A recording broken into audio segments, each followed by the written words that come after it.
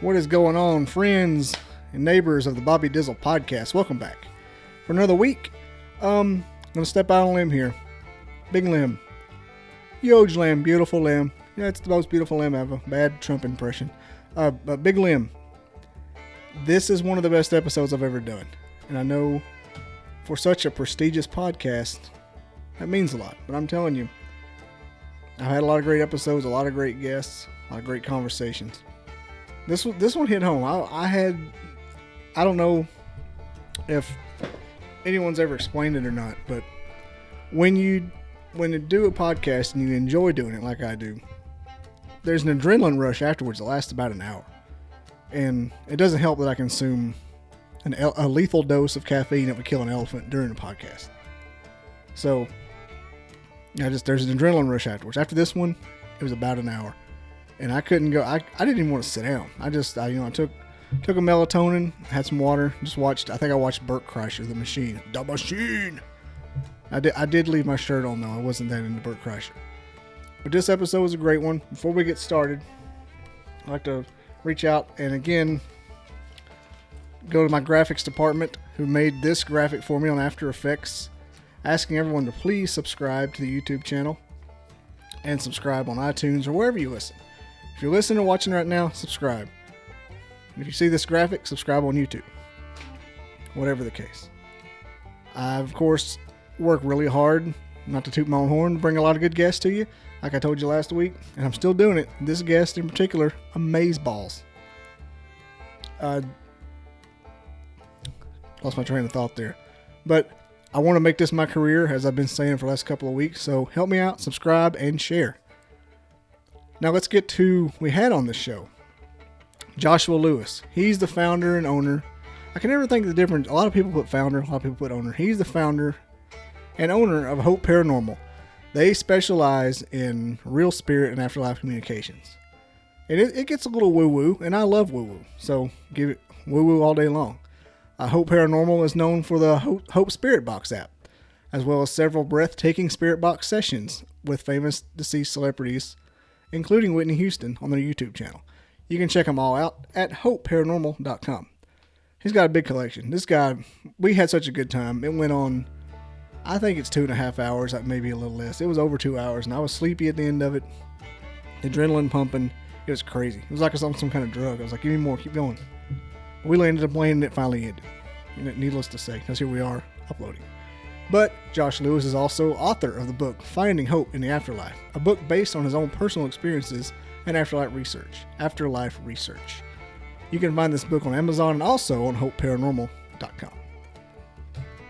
Let's get to this interview. It's going to be great. I'm really trying to take my foot off the gas with trying to overproduce these things lately. So there's some witty banter. It doesn't follow a strict, it starts, here's the dude, how are you, let's go format. It's kind of got that old country store, you're hanging out on a park bench, meeting a friend at a bar kind of feel to it. It's the last time I'm going to mention that particular slight tweak in format change / experience, but that's what's happening. If you notice anything a little different, a little lackadaisical than normal. But without further ado, here is Josh Lewis, founder of Hope Paranormal. Thanks everybody for watching. Please subscribe, please share, and thank you. Let's do this.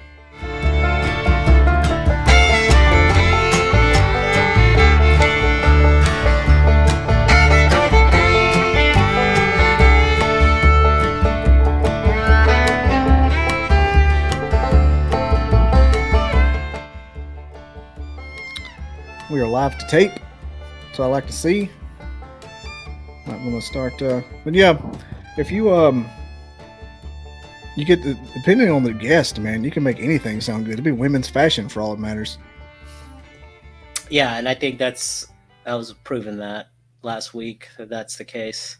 That's why the best podcast guests, some of the best, not the best, are stand-up comedians because they're ready to rock. I believe it. There's probably a lot of impromptu involved in that. Yeah, the first 5 to 15 minutes of every podcast are kind of awkward, kind of like getting to know each other, getting into the conversation. Like first day at school. Yeah, you kind of like how to talk to people, but you don't know how to talk to this person. So you're figuring out how they are. Do I like them or not? Am I going to dead fish? and then 15 minutes and 20 minutes in, that's when you feel it.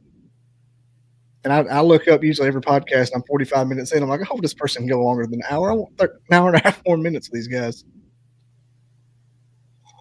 You ever been in a time where like, oh my gosh, do I have enough to fill?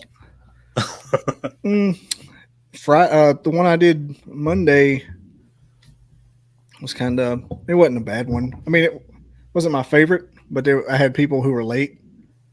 And so it was kind of like this, except I didn't want it to be like this. I wanted it to be an actual podcast. I wanted to talk to these people about a subject matter, and one of them was still asleep. But I'm like, come on, how are you still asleep? I told them I might be a few minutes late because of another obligation, and they took that literally. they really believe when I said I'd be a few minutes late. I said, I'm just being courteous to you. I mean, please stand by. Speaking of that, did you see that? Speaking of standing, did you see that Bigfoot group I added you to? Yeah, I think I applied to it. Randy, when you meet him, your life will change. And he's See, I was doing the Bigfoot thing just because I like the subject matter and kind of makes me happy as a subject. Kind of like you would like Star Wars. Like, oh, I like Star Wars. It's funny. But you start paying attention to him, you're like, well, maybe it's not fictional, and you start feeling weird. And your mind starts going through this little, for lack of a better word, software upgrade. You're like, I'm not supposed to feel this way. This is fake, right? Check it out. This is Randy's. Those 4 trees are trees that were pulled out of the ground and stuck back in the ground. I don't know if you can see them. Oh, yeah, I can zoom in. Is there roots? No, they're stuck in the ground like a spear. Huh. See what I'm talking about? That's the kind of stuff he finds out there. Yeah, that's probably something. And that's a lot of the people I've talked to about the Bigfoot subject matter have found trees stuck in the ground. This he'll find these all the time. These teepees. Now, take the teepees with what you may. A lot of people see them as trail markers and things. I think 90% of them are made by wind and or hippies, depending on where you're at. Some of them are clearly like made by punks in the woods just hanging out. But yeah. Randy sent these. He's got these along his. He's got 40 acres up in Black Duck, Minnesota, and it runs along some state-owned land, like a hunting preserve, And there's a river runs the back of his property, a creek. And he took the GPS coordinates to all the major one of these. He's got some major ones that just stay there year round, and sent them to somebody. And he looked at them, and they marked the river. They were within a certain distance of the river and all the way up it. And he went out there and sent those GPS coordinates to someone. And as soon as he got out there, a plane flew over and circled those coordinates for like an hour and then left. And he looked at the flight log. He got on the computer out on the flight log. It came from the Bemidji airport. It was a rental, and there's no record of who rented it. So he was freaking out about that. Yeah, man, that happened. That's a story. That's one of Randy's stories. I told him that's probably scarier than anything you ever told me, because who the hell was in that plane? And why? Why would you do that? Like he was flying right over it. And the flight path went from Bemidji Airport. I don't know if you know anything about Minnesota. No. But they're up north. It's like toward the Canada border. He's 60 miles from Canada. And Bemidji's kind of down closer to Michigan from where he's at. So they flew from there and came back down and circled his property for an hour and went back to Bemidji, and no record. Bemidji. He'll call it Bemidji. And it'd be like if somebody, it's like here to Chattanooga is Bemidji. What's this though? What are we looking at here? He does gifting. It's where you give Bigfoot little toys and projects. So he sets this out at night, and the next day he comes out and it's moved and twisted. I don't. Oh, the dice were moved. Here's a good one. Look at the roof. That's scary. Hey. This is a good one.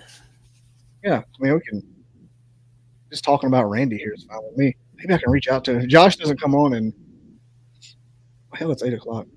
Let Yeah. me, let me pull up another thing we can talk. He finds these all over his property, and this will freak you out. These are deer kills. Just What is there. that? It's, it's a deer that basically been dissolved. It wasn't there yesterday. Is that not crazy? Now those are probably, they can be.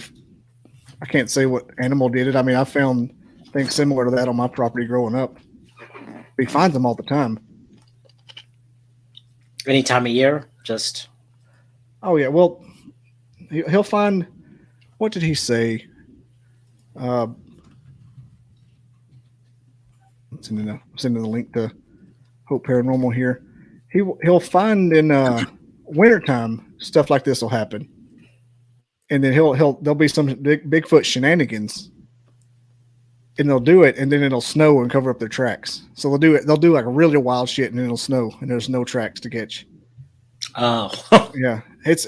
He says they're the most not elusive, but like there's a reason that we don't have good stuff from them. I mean, they're not just a monkey in the woods. Hey, here we go. Can you see me, hear me? We can. Yeah, we were doing a little we were having a little side conversation. We're already live, but okay. Sorry not about that. I was on another Google Meet link. I apologize. I guess that was not the link that I was supposed to. Oh shit! Did you use the one in the calendar? God, I meant to take that out of there. I've taken them out. They just keep adding it back. No problem. When they update the Google Calendar, they'll leave it in the calendar. No, that's fine. I'm glad I checked and I read above it because there was the link, okay. The StreamYard. Yeah, anyway, I'm here. That's fine. You're not the first time. First time that's happened. Hey, so Joshua Lewis, this is my co-host Andrew Iog. Hey, Andrew. Hey, Joshua. What do you go by? Looking at Josh. Josh was fine. Okay. We were looking at Bigfoot deer kills in Minnesota. You'll have to excuse us. That's cool. Just pornography, I don't know where you're at on the cryptid thing, but I got a friend in Minnesota that's just claims to be eat up. This is my favorite one recently. Those are sticks that were stuck in the ground, uprooted and stuck back like spears upside down. Oh, interesting. Yeah. Yeah. No. I mean, I'm open to the possibility. It looks like there's some validity to some of the claims and pictures and things. I don't know. I haven't investigated it enough. I'm mostly in the realm that I'm in. So what's wild is when you start talking to people that have seen it and you're like, you're not lying, dude. Right. Makes you feel weird. Yeah. I mean, when you think about that, what is it? Like 90 something percent of the ocean hasn't even been, or the species within the ocean haven't even been discovered. Why is it impossible that there are some evasive creatures that can evade detection, but not forever? I guess it's just still something that hasn't been broken open, just like paranormal still in its field. It's still just not widely accepted, maybe more accepted than the cryptid situation, but aliens now, ETs, that's something that I've even picked up on in the work that I do. So aliens are definitely the rage nowadays. It's the new thing. I had a neat little bio for you there, but I can put it in post, and it doesn't matter because it's pretty cool. I was just going to talk about your Hope Spirit Box. I was watching a couple of those videos, and you wrote a book, Finding Hope in the Afterlife. It's on Amazon or Paranormal or HopeParanormal.com. Right. Plug it in. Let's talk about this Spirit Box, because I was watching that, and what's the technology that's being broadcasted or used to catch? Very simple, man. It's very simple. People like to try to complicate things, and I'm going to tell you, it's anyone can experiment with it or with their own type of form of spirit box if they want. I just wrote an article about how mainstream science is still not up to par with Spirit Box or EVP. It's being studied more now. There are different institutes that are studying these kinds of things in the University of Arizona and other places. And but the Spirit Box is, really, I mean, you got guys like Thomas Edison and Nikola Tesla, Konstantin Radovan was a brilliant Latvian scientist, Frederick Jurgensen. A lot of these brilliant minds in the past 100 years have experimented with different apparatuses to communicate with the other side. And, Marcello Bacci is someone that actually took out the transistor in a radio and was able to just use the white noise and sound, the dead air in a sense that to communicate. And so, then you got Frank Sumption in the late 2000s, late 90s, early 2000s. He created, his Frank's box, and the Frank's box is a radio that scans radio stations at a fast rate. And that's that. And he created it to really, to speak with aliens, and people were getting his boxes and speaking with spirits and, whatever. And I had an opportunity, to talk with him many times. And, but how does a spirit box work? I mean, really, how does an actual spirit box work? Just like the original radio version. Yeah. And so people would think that, the spirits are plucking a whole word out of a broadcast and timing it with your question, which doesn't work that way. It's not. It's scanning radio stations. If you have it at a fast rate, it's going to scan the stations even quicker, which means that even less sound from one station is going to come through at a time. You're going to get a lot of bits and pieces. So they weren't forming their own, or they weren't taking whole words from broadcasts. They were taking the bits and pieces of the errant sound that's coming through the broadcast and forming their own responses. That's how a spirit box works. So when I studied that and I started experimenting and researching, I started playing around with, I'm like, well, wait a minute. If that's the case, and that's what I have found that they're doing, that they're manipulating the sound to form their own responses, I don't want any chances of a false positive coming through. And a false positive is just a word coming through that is not a spirit. And we don't want that, right? And that happens. Actually, a lot of the apps that are created today, they're loaded sound banks with scary words. You'll just hear it, squirrel. Yeah, well, that, or you get randomization, randomized just, nonsensical words, or you get some kind of loaded words that are like spooky and whatever, sometimes, that kind of thing. And I think that's all bull crap. That's all for entertainment or to just sell the app. I don't know. But what I did was I took human speech, I reversed it. I slowed it down by almost 50%, a little higher than that, about 60, 70%. And then I chopped it up into small 2-second increments, and I just randomized it into a track. So you have a track now of pure gibberish, no words, just a human speech, all gibberish. I saw you load the gibberish file in there, and it was and that's what I'm doing. There should be no words in there.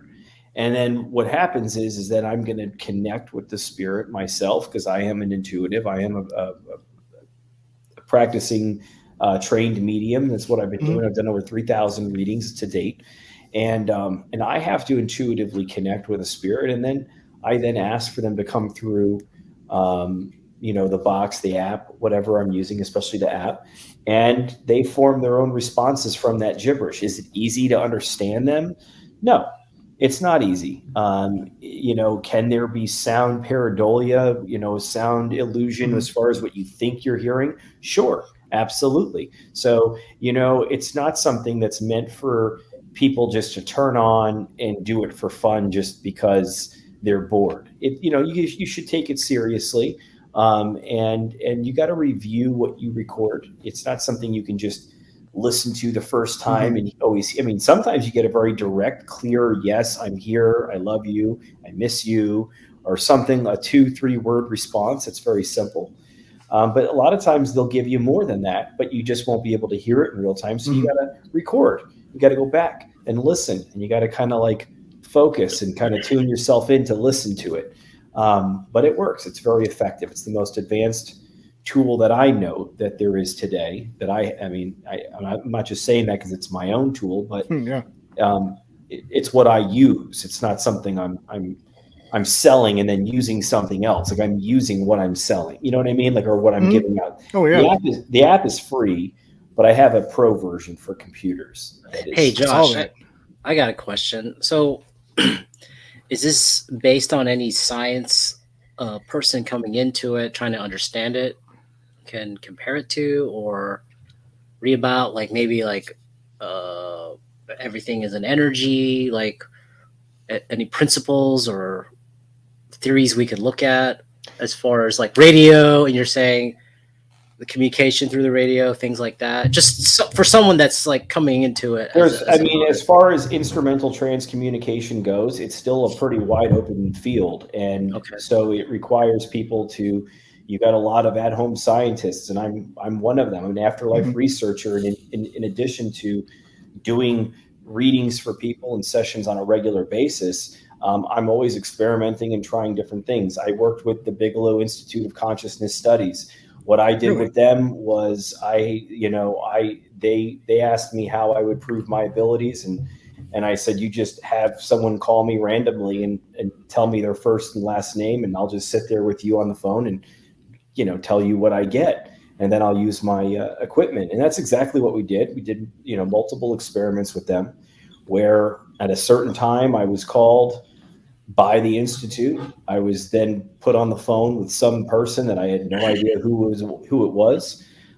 They said their name once. I then sat there for 30 minutes and cold read them with my own intuitive abilities, telling them who was around them, what I got. And I was not allowed to get any feedback from the person, the sitter that I was reading. After that 30-minute period, I was then able to turn on my equipment and ask questions. The feedback that came back from both experiments was exceptional. It was that I was right on a lot of things that I got on my own, and then of course the box came through. The souls came through and confirmed the information on the box. As far as the science goes, there's people that are doing more on a scientific level to really try to prove this, and I've done that as much as I can, and it gets a little difficult when certain people are kind of closed-minded to certain ideas. So what I found was, through my research after experimenting for the last decade, was that this is what spirits do. They take sound and they can change it and form their own responses. There needs to be some reverb in order for it to make it easier. It elongates the sound wave, and they can manipulate that sound. And so I've done this with radio boxes. I've used my own different garbled gibber sound banks like I have in the app. And I continue to get relevant, direct, very much so at times, clear responses with detailed information or with accurate information. Yeah, a lot of the stuff I was watching on your channel, the sentences weren't something I didn't even need subtitles for. Some of them just came through. I'm like, wow, that's and that's interesting because of course the whole goal is to make it as clear and as direct as possible. Is try to get them to use it in a very clear, direct manner, and try to give them the best tools to do that. I worked with someone. I own a couple of the DR60 voice recorders, and those are just regular Panasonic voice recorders, and that's for electronic voice phenomenon. That's not me providing them a raw sound for them to use. But that recorder does sound, it sounds a little staticky, but they're able to use it louder. And it's almost because, and I know it's because the recorder creates this little internal, like almost hissing sound, and it feeds them a little bit more sound to use. Anyway, long story short, I worked with a forensic audio expert. His name is Ed Primo, and he did a lot of high profile audio cases. He did like the Trump tapes. He did that flight, the missing flight. He's been on CNN a number of times. And so what I did was I did an experiment where I recorded with my DR60 recorder And I asked one of my spirit guides to say Ed Primo's name and to answer some other questions. And I was able to record some very clear, direct responses with, of course, Ed's name being said, first and last name. I then sent him my recorder. I didn't just send him the files. I sent him my recorder to analyze. And he says, I'm not ready to tell you that I hear definitive human speech for sure, because I'm I'm a man of science, and I said, I totally get that. He goes, but there is a cadence, and there is, and the sound levels are on the sound levels of what a human, or the human voice range is. And he says, and I can hear what sounds like possibly my name being said. It's what he was saying. And we were having this conversation. And he said, but I'm trying to create an exemplar, which is a duplicate of that sound. I'm trying to reproduce that sound, and I cannot reproduce that sound no matter what I've been able to do. He tried. And so what he taught me, though, I got to work with him, and he taught me about how it takes time for the human ear to adapt to hearing a certain type of speech. And he says it's taken him years to train to learn how to listen to human speech. He listens to these mob surveillance recordings, and in abandoned buildings, the FBI brings him in to transcribe and then come in court and testify. And so that's a very interesting thing. And I kind of, after taking a lot of his tips and pointers, and I feel like that's a lot of what I do. I'm kind of like a forensic audio expert. I can put quotation marks there because I'm really not, but you know what I mean?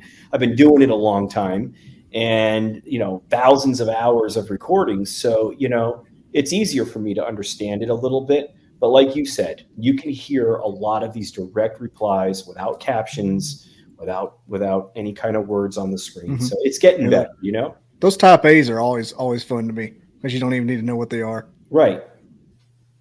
I have a lot of paranormal groups on here, just the local guys that get real into it. There's always like an empath or somebody like you who's more sensitive than the rest. And they'll get in there and get the type A's and just like, whew. Yeah, no, it's true. It's true. Like he's wearing green shirts. I'm like, how does it just really? Yeah, I mean, I just recorded this really, this great response the other night. I was doing one of my group sessions for my patrons. I ask for their loved ones every month, and I was getting ready to start, and I vape. I don't smoke cigarettes anymore, so I still hit a Juul. And so I leaned off screen. I was recording, and I leaned off screen to hit my vape. And I came back, and they go, the box says, I think he's trying to hit his vape. And then I went, did you guys just say the vape? I said, what? I said, why are you bringing up the vape? And they go, yeah, he's trying to be discreet. And then they say, where's the coffee? It's a perfect clip. I mean, I could share it with you guys right now. It's funny. I don't know if you can do the share. Can you do the share? I may be able to. I could share. Hold on, let me just. I could at least listen to it and commentate. Well, I mean, it'd be cool if you could see it. Hold on, let me see. I think there's present, right? Yeah, there is present. Fuck on here. What am I thinking? I'm like, yeah, you can. Yeah, I can do it. Yeah. Hold on, let me just see where it is. Dude, I spaced. I thought you were just going to email it to me. No. Telegraph it? Yeah. This is collaboration. I'm going to circle back. Let me see something. Hold on. This meeting could have been an email. Is it the only way I could share it on a? Let's see. Hold on. You can share. I won't waste any more. I won't waste any more time. But I just want to see. You're not wasting time. I have it on TikTok, so I could probably just kind of play the TikTok, I guess. But let me see. This is it. Twerking, is it? This is it. Here we go. Wait, hold on. Let me try. Share screen. There's no twerking in this TikTok, right? There is no twerking. All the girls of legal age. They are. This isn't actually China, All right, can you see this, or can you share the window of me, or can you see it? Boom. Yep, I see it. See it. Okay, here we go. Maybe it'll play the audio. Yep.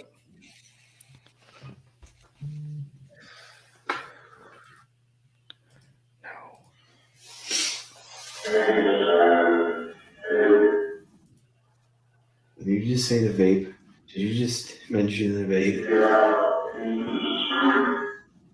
Something in the street.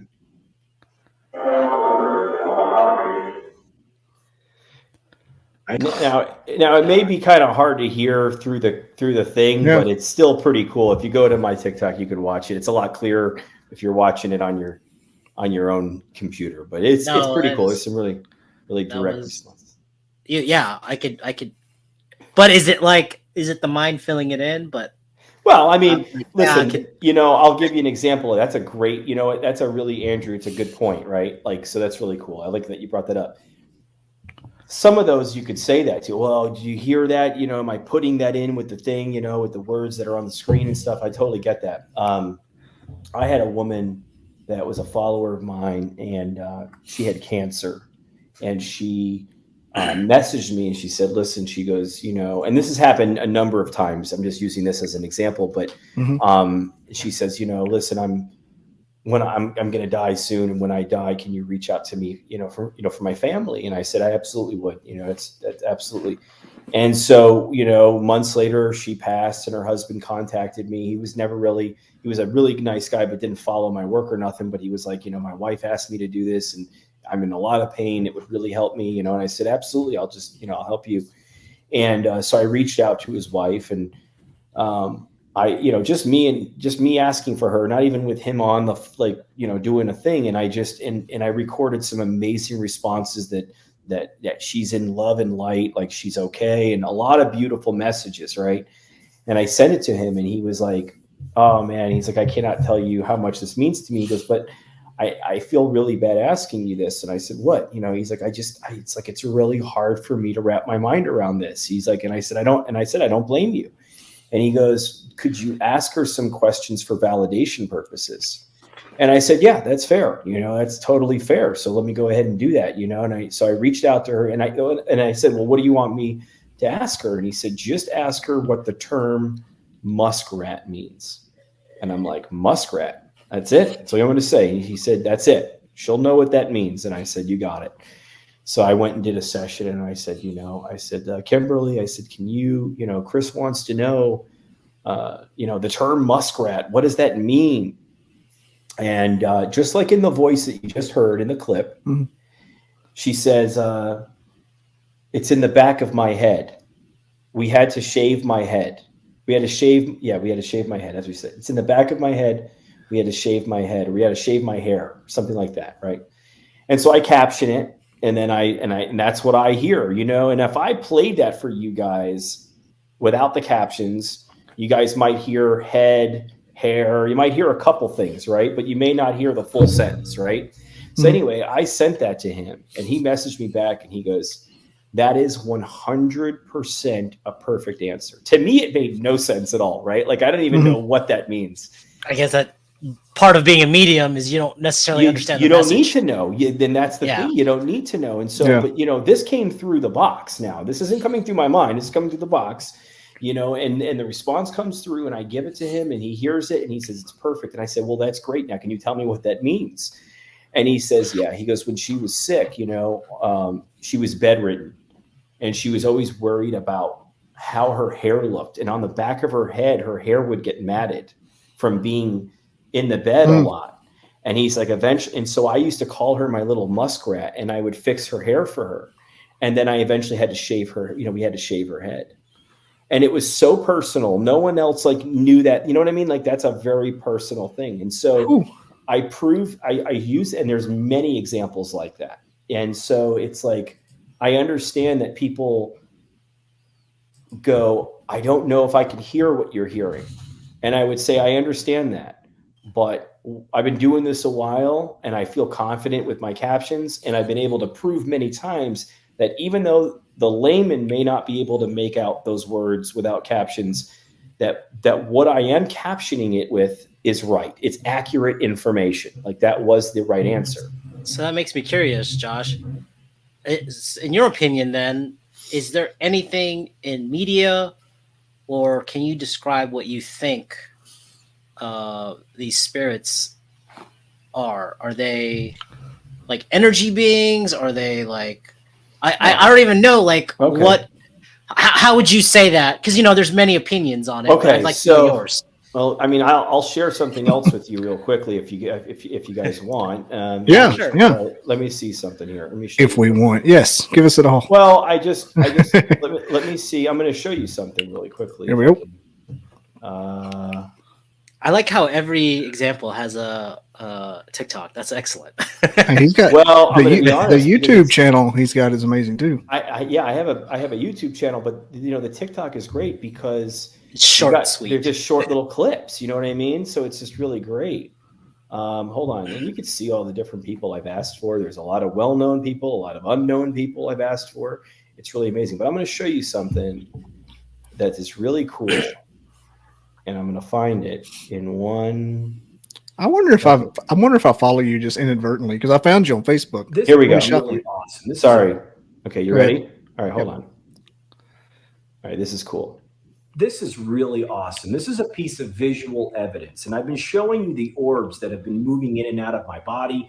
They fly around. It's not dust. It's not bugs. It's not water vapor, whatever else. It is real light orbs. They come and enter my body before using the box. And then after I've asked them questions, they leave my body. So they're using me. And it's about the connection. We have to grow our connection in order for these apps and boxes and things to work. You can see this ball of light near my cabinet, near my bookshelf, and you can see it, and it goes right through something physical. It goes right through the shelf. It goes right through the wall of the cabinet, and it's unmistakable. Dust doesn't do that. Bugs don't go through physical objects. Look how great this is. And you can see the artifact of it on the wood. And that's the thing about it. You could see the splash of light coming off of it, right? Yeah. And that's really amazing. I'm going to show you another one real quick. Hold on. Hold on. Let's see. I want to show you another a visual example, and I'm going to tell you why I'm showing you this, because Andrew just asked a really good question. And of course, I just can't answer it. I have to long-winded No, I like answer it. Okay. I feel like males are mostly visual creatures anyways, and Yeah. I totally fall under that category. Let's see. Let's check this out.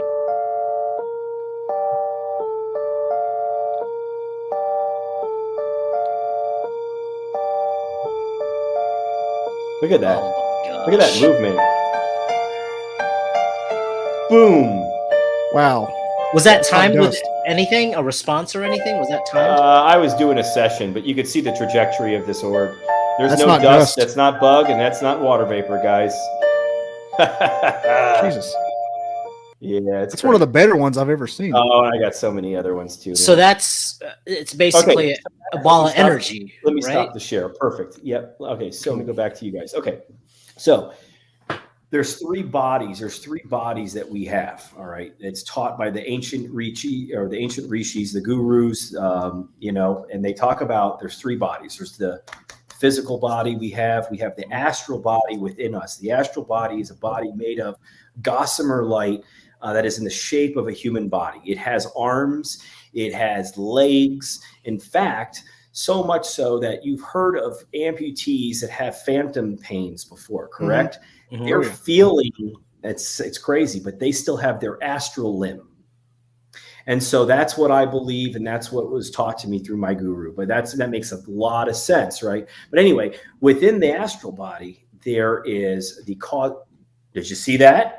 Did you just see what just shot across my face? I did. Every time I talk about them, they'll show up. And when it's talking about this, so remember that time, 34, 34, like 40, I think it was. Remember that 34, 40. You go back and you can.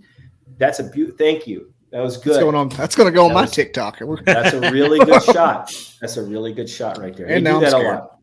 They do that a lot. It's really great of them to do that. And that's involvement. That means they know I'm talking about it. And it's a beautiful thing. So within our astral body is that ball of light, what you just saw shoot across my face. That ball of light, that is someone. I know that sounds crazy. But with all of us, we have that ball of light, which you just saw within us. That is what there's a ball of light. Is that the third body? That is the third body. That is the causal body. That is from the causal realm. And the reason is it's the highest realm of light. It's where the source of light is from the source of creation comes from. That is a spark of the divine. We are a spark of the divine. It's within us, whether you want to accept it, don't. You can. That's the beauty about free will, is that you are made up of the very source, which you just saw fly by, what you saw in the clips. But you don't even have to accept it if you don't want to. You don't even have to acknowledge that you are that. You can live your whole life as ignorant as you want, because that's the loving, that's what unconditional love is, and it comes from the source. So it's a beautiful thing. It's an amazing thing. As I'm doing my group sessions throughout, when I do a 2-hour group session where I'm calling in 20, 30 spirits over a 2-hour period. And you will see these balls of light enter my body, enter my box. I will capture audible responses. And then when I'm done with that soul and I'm getting ready to call in someone else, a ball of light will leave me and a new one will come in. Okay. So that is happening on a regular basis, so much so that they will do this kind of thing, what you just saw, to show you in these interviews. A lot of times they will say, hey, yeah, we're going to show right now and give examples. So it's really amazing. It's a beautiful thing.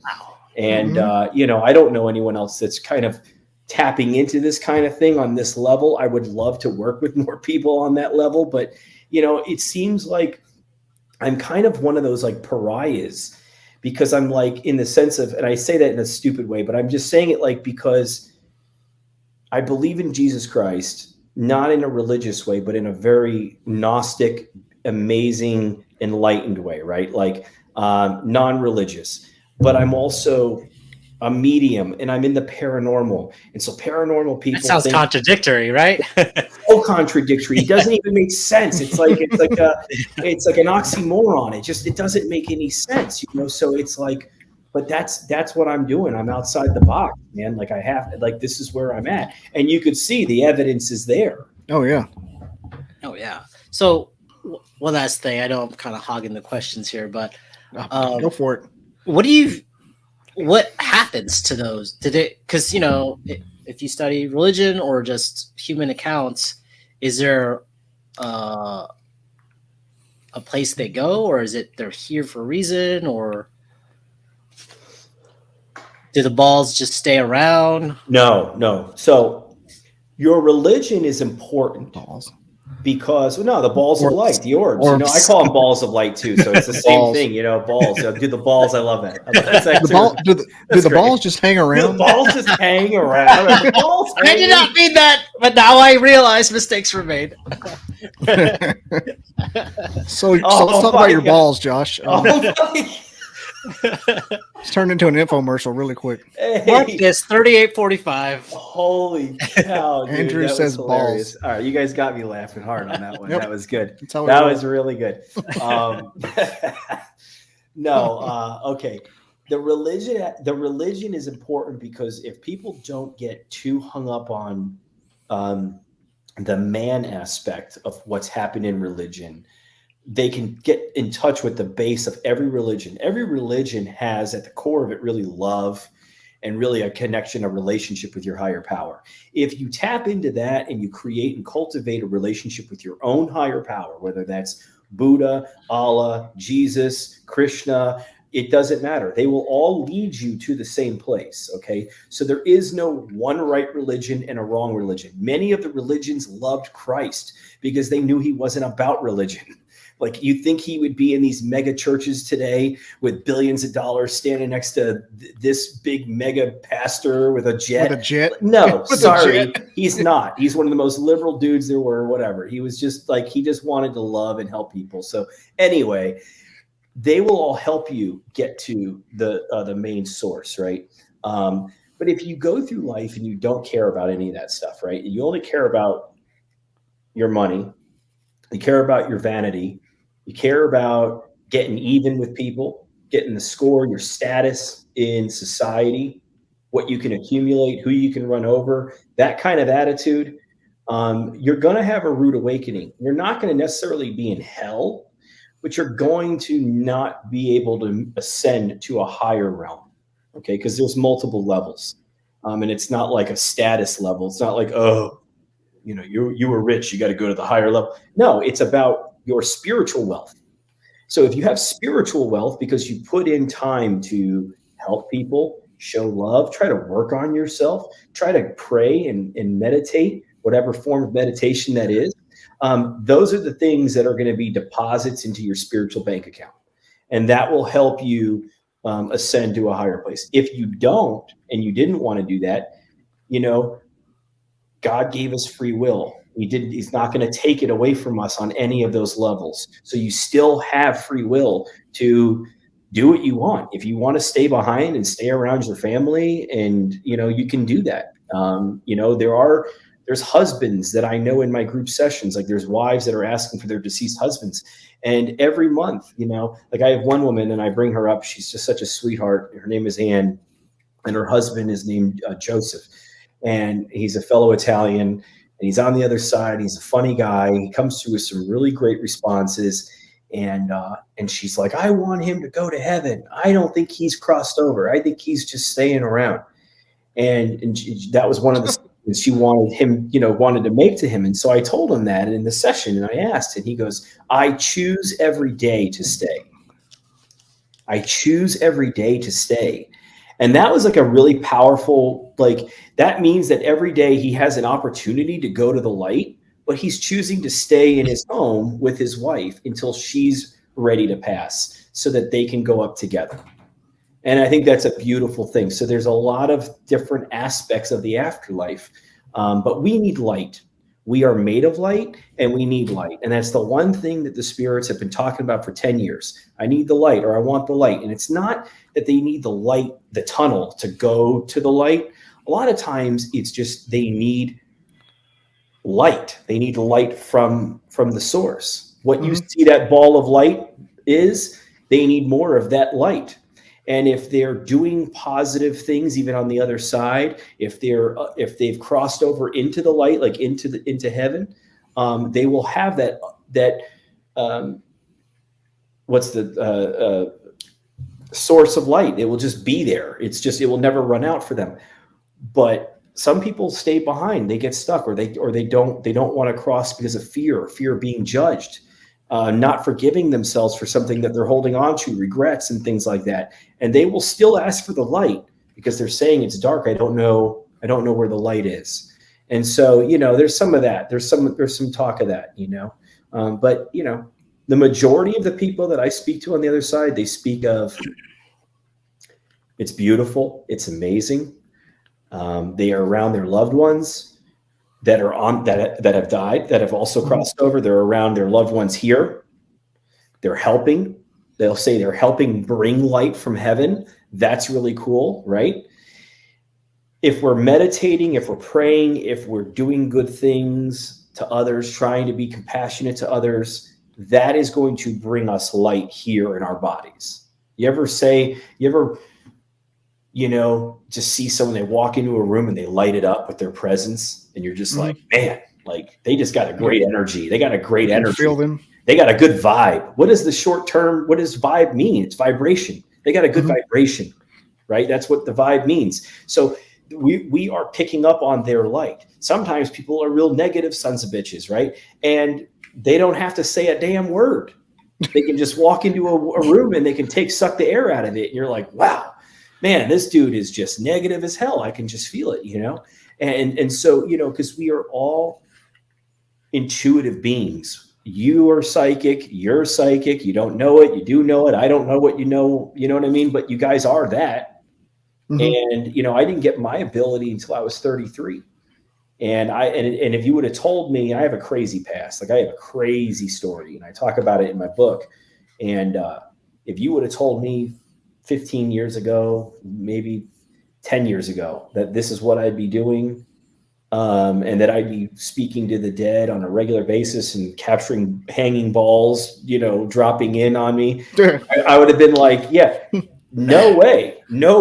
That's insane. Right. But this is where it is, man. And it's all true. It's all real. I can do it with anyone, anywhere, at any time. I could show anyone. I do it live. I do it in person. I want to educate people. I gave my app out for free on the phones for people to try. I'll, if you're a true skeptic and you're respectful, I'll answer any question you got. I mean, I get attacked a lot, so naturally that's a block and delete type situation. But when it's a skeptic and they're just they're like, listen, I don't know if I believe in this or subscribe to this. I'll share what I got with you. I don't know what else I can do, Yeah. It's very interesting. Do you God Almighty, what was I going to ask? Do you only communicate with people on this side or people that have crossed over as well? Oh no, it doesn't matter. I mean, I speak to people. I speak to souls that are stuck, souls that have crossed over. I mean, I don't even need, my ability. I have a mediumship ability, which is communicating with deceased on the other side. But I also have a psychic ability. I'm clairaudient, clairvoyant, clairsentient, claircognizant. And so, I can do readings on people where I can tune into them and just start picking up on what's going on in their life while they're alive. So, I mean, yeah. Yeah, you said a while ago we're all psychic. I've talked to, half a dozen mediums on here. Some are just women who do it for the money, overly made up. Like, clearly you're trying to fool somebody, but I'm like, okay, let's talk. But a lot of people say they're all psychic, and I feel I have like one, like if it was getting warmer in the summer and you click the thermostat 1 degree just to get the air to kick on, that's my psychic. I'm like the 74 degrees of psychic. What does that mean? I'm real sensitive to my angel number, like really sensitive. Like I can follow it around. Okay. God, that's so funny you said that. Yeah. That's so funny you said that because there's a guy, a psychic, fellow medium that I'm friends with, and he keeps blowing up my phone, showing me these pictures of the number 528. And he's like, I don't know what the heck this is. He's like, I'm just seeing it constantly. And I'm like, it's an angel number. It's also a frequency. 528 is a frequency, a very popular one. 432, I think, is Earth. 528, I think it's like the love frequency. But, and so he's seeing these numbers. So that's really cool that you're talking about that. So you have that where they could speak to you through the numbers. I see the 111. I see the 333 a lot, Mine's kind of like the 528. It's not just the triple digits. And I take the one number. It's a 2-digit number I see all the time. I'm not going to tell it because I don't know how jinx work. Gotcha. And it's really like I've tested it, and the sucker is. I hope I don't ruin it now by saying it's pretty reliable. Well, no, I mean that's a beautiful thing. I mean, your spirit guides. Everyone has someone, unless you are a completely negative, nasty SOB. Yeah. And even then, you will have something around you. It just won't be positive. But most everybody has someone or a guide or someone that is around them, assigned to them to help them. And so they're always looking for ways to try to communicate with you. And so they find subtle ways to do it where you don't even know, where they'll just say something and you'll think it's your own thought, and then you'll kind of follow it. You know what I mean? Like, oh, I just got this thought to do something, and it may just be your guide giving you a little help. But also if they find a way, like a number, a 2-digit number situation that they find is somewhat reliable, then they'll stick with that with you. Oh, they will. Yeah, absolutely. Especially if you recognize it. It's just like when Matt Damon was trapped on Mars, he used that one way to get communications back to Earth. And I think that's how the angel, this human recognizes it. So we're going to use that. He's been trapped on planets a couple times. The only one I don't remember him on Mars. I remember, of course, Interstellar, and it's my favorite. Not the ice favorite movies. The Ice Planet was great. No, I don't remember him on Mars communicating, but that's cool. That's cool. Whatever. That's a good one. You need to watch that one if you liked Interstellar. Because even in Interstellar, he was using Morse code to try to communicate with his daughter, and that movie moved me so much because I was in the. That was Matthew McConaughey trying to communicate with his daughter. Right. But Matt Damon was the one on the ice. No, Matt Damon was man. He represents man, the evil of man. That's why he had Lars. He had Lars, the evil robot. Right. You know what I mean? But McConaughey, that cheesecloth was like the veil, man. It was like he was pushing through the veil, and that really inspired me when I was doing this kind of work. It's really crazy. That movie makes me really happy. What, Interstellar? Oh yeah. I watch it every year. I had a bad pay cut when that movie came out that winter, and it was like that movie almost came out like a spirit guide to say, look, this is all going to be cool. This shit's just This shit is just temporary. And sure enough, I've recovered 2-3-fold within just a couple of years. That's amazing, because I feel my guides also used that movie to speak to me as well. The movie finished at exactly 3:16 a.m. at night. And when it finished and it cut to black and it was that time, that's like my main numbers, the 3:16. I see it a lot, right? And I don't mind saying it, it's fine. But when it ended, I was weeping. You know what I mean? I mean, it just moved me. And the line that Anne Hathaway says on the ship on the way, she says, you know, love is the only thing that we have found that can transcend the dimensions of time and space. Maybe we should trust that. It is powerful. It's measurable. And that's the reason why I'm able to do what I'm able to do. It's because of the love that these loved ones have for their living loved ones. It's that love that binds them through different dimensions. It's like a line that connects them through different dimensions and allows for communication. I hope they don't ever come out with a sequel. That one needs to No, be did you see that poster on Facebook the other day? It said Interstellar 2. No. No, okay. So that's just some fan art shit. It's got to be. I don't need a sequel. That's good enough. No, you don't need it. Don't do that to me. No, Nolan doesn't do. I mean, unless it was the Batman Dark Knight type stuff. He doesn't do sequels like that. He's brilliant. He's like, make him stay, Murph. Make him stay. God, I love it, man. Dude, he got to that power. Hang on, Andrew. When he got to that space station and called it Cooper Station, he said she named it after me, and they're like, "What a loser!" Not you. It's they started laughing. Your daughter. They started laughing.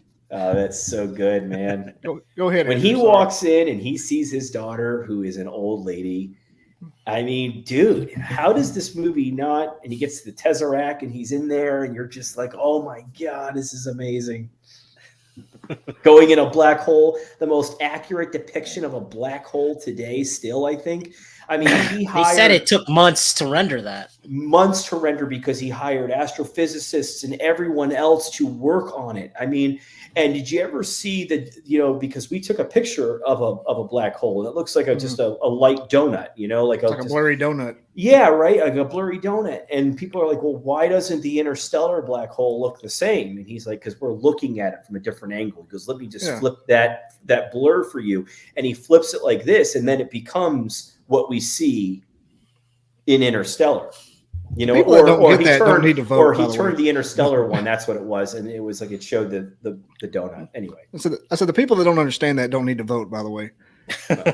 That was I've seen that before. Like, it doesn't look anything like Gargantuan. I'm like, it's a planet, or not a planet, but a body a million miles away. You're looking at it from a different angle. Gargantuan you're at the orbital plane. But they didn't know why they couldn't see that, the horizon, what's it called?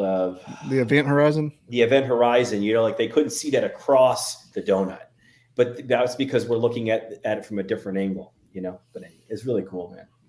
It's great. So you were talking about like love and positivity with like Interstellar, and it's a lot of your fuel or source or motivation. It is. Or like talking to loved ones for people, right?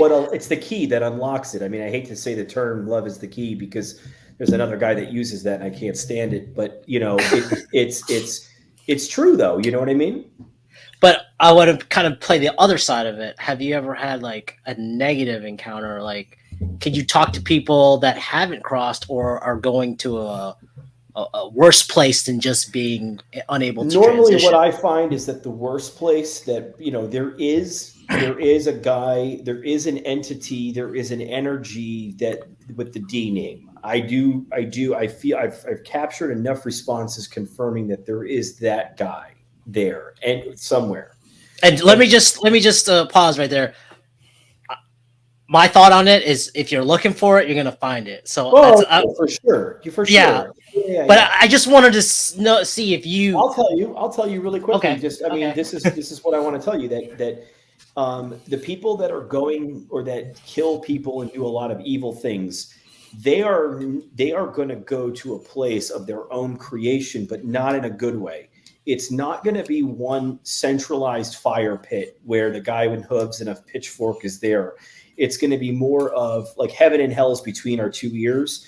And so what we are creating with our reality is going to end up eventually becoming a part of us. Now, if we're in the positivity and we're in the love realm, we're going to experience, and it's going to expand for us, and we're going to feel the light. We're going to see our loved ones. We're going to have a lot of divine, or we can have a very divine experience. But if we're the Jeffrey Dahmers or the whatever, the Wayne Gacy's, those guys are going to be in darkness. They're not only going to be in darkness, but they're going to be plagued with the pain that they caused. Now, eventually, that karma will be settled, and they will be able to transcend from that. I've always wondered that. Yeah, no. Yes. How stupid of a system would it be that you are in eternity or you're in hell for eternity for something that you might have done for just a blip of time of maybe 70 years? You know what I mean? If your soul is eternal, how stupid would that be that only 70, 80 years can dictate eternity for you? Okay. That may or may not be a mental condition. I'm just throwing that out there. Well, right. There could be some of that going on. But the fact is that you will have to pay for your own sins, but that's not because God is judgmental and he's going to punish you. It's because you're going to do it, whether you want to. Now, you can evade that for a while. You can sleep in darkness and try to, but you can't outrun eternity. So at some point, you can sleep and try to hide in a corner in the darkness all you want for as long as you want. At some point, you're going to have to come out of that and face the music. Okay. And when you do, there's going to be a time that you'll have to deal with whatever music that is, the consequences. But at some point, that's going to run out and you will get a chance to start over again. Man, it's just, it's hard. It's weird to think that maybe Hitler is just sitting there paying his dues. He's paying his dues, and that who knows what that year is. I mean, but I'm going to tell you something, and this is a hard truth, and I'm going to drop this on you right now. Drop it. All right. Like it's hot. Ready. All right. There is nothing that happens to you in your life that you didn't put in motion because of your own karma. Like a soul contract. And I understand that you don't want to tell that to a parent that just lost a child. But the child itself is not a child in the sense that it is a first-time child. Now, people are going to argue and say, I get it. I understand. I mean, I have my children, and thank God they're okay. And when I know a lot of parents that lost children, so I don't dare tell them, it's because of the kid's karma and your karma. That's stupid to say that to them. But the reality is that anything that we are experiencing is a result of our own actions. And even it's something random that just happens that you think is just such a random, unfair situation, this too shall pass. And you will survive it. Even if your body doesn't survive it, you will survive it. And you will understand what the situation is, and you will move through it. But, the fact is that's why you want to meditate, you want to pray, you want to do good for people, because there is past karma that you have done. You want to put forth, you want to deal with that past karma, and you can deal with it as much as you want in this life by turning it around, by working on yourself. And you can also put forth good karma. So the system is perfect. Even though our little brains in short time span don't understand it, the system that's set in place, no one escapes anything. You're not getting away with anything. Okay? If you do good and no one sees it, someone's seeing it. Okay? And it is being noted on your soul in a positive light. But guess what? If you take something out of the register and no one sees it, that's also being counted on something too. And it's just, that's the reality of the situation. So, Christ says, you live by the sword, you die by the sword. And he wasn't saying that if you kill someone in this life with a sword, you are going to die in this life with a sword. He was saying that energy will follow you. So do unto others as you would want done unto you. And that's why he talked about the golden rule. Even in Malachi, the Bible says to test God in that way, bring the tithe till it burst open the storage of the I don't know what the word is, but it's like, test me in this way, bring the tithe and see that I don't return it tenfold. That basically saying that karma, test me with karma, test me with good deeds. But a lot of times donations. you know, and that's the thing. I mean, I'm not saying, but it's just like, I have found that that we don't have a vengeful, angry God that's saying like, test me all the time. He's saying, test me with love. I want to love you. I Yeah. want to help you. And I'm unconditionally forgiving. You're the ones that keep screwing yourself up. You're the ones that keep judging yourself and messing your own lives up. I am not doing this. People say, well, how could there be a God, a benign, loving, benevolent God when all these horrible things are happening? Children are dying. And I say, yes, I understand that. But God is not making that happen. And he's not going to intervene every single time that you screw up or anyone screws up. Where's the free will in that? What does that even make? That doesn't even make sense. I mean, you know, that every time that he has to make sure that you are okay, he's given you free will. You can do what you want with the free will. If you're living a good life and something still bad happens to you, it's just part of the journey that you're on. And however you react to it, literally the only thing you have power over, is your reaction. You are powerless over people, places, and things. You can manipulate people to do what you want for a certain period of time. You can become super rich like Bezos and Musk and you know, buy your way through things and do all kinds, change laws and all kinds of shit. Eventually, you're not going to be able to manipulate the system anymore. You know, And that karma has to come back. it's gonna have to come back to you, and you're gonna die. That's why a lot of these rich people can't stand the idea of dying, because they've got their lives to where they want and they think they have this control, but they're full of shit. They don't have control. It's an illusion. And you can't take any of that power with you. You can take your knowledge, you can take your experience, spiritual experience. You can take the love that you had and shared with people. You can take your connection of your higher power with you. And that raises a question. What about people that are tampering with DNA, like cloning, save your brain, deep freeze, like stuff like that? I guess eventually you're going to... It's all part of the system, in the sense that it's all part of the story. See, everyone is a spark of God, whether they want to accept it or not. Even the Satanist, even the atheist, right? Like, it doesn't matter. They can run in a dark room and hide in a corner. They cannot escape the fact that they are still made up of the source, that they still call it the spark. Okay. People are going to have to deal with that reality at some point. So when you get to the other side, you can, the other side is not all the exact same for everybody, because just like this world is not the exact same for everybody. My experience is different than your experience. There is an ultimate reality, but how we perceive that reality is still up to us. And it's still a part of our, I don't think that answered your question, actually. What was your question exactly? Because I feel like I didn't answer. People that, so there's this guy, oh gosh, I forgot his name, but maybe you can help me out, Bobby. There was this guy, he's like 30, 40 something, and he has like a body age of a 20 something year old.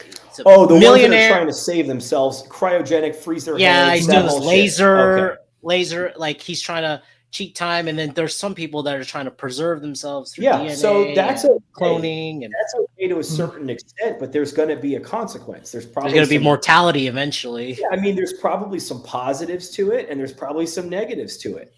And if they're trying to play God in a way that is not for the purpose of good, for love, if it's not being done in love, then it's going to have a negative effect. Do cloning get sparks or no? Do you think? Yeah, there's sparks. They're going to enter that, because that's a journey for some soul. I don't know what that journey is, but it's still a journey for them.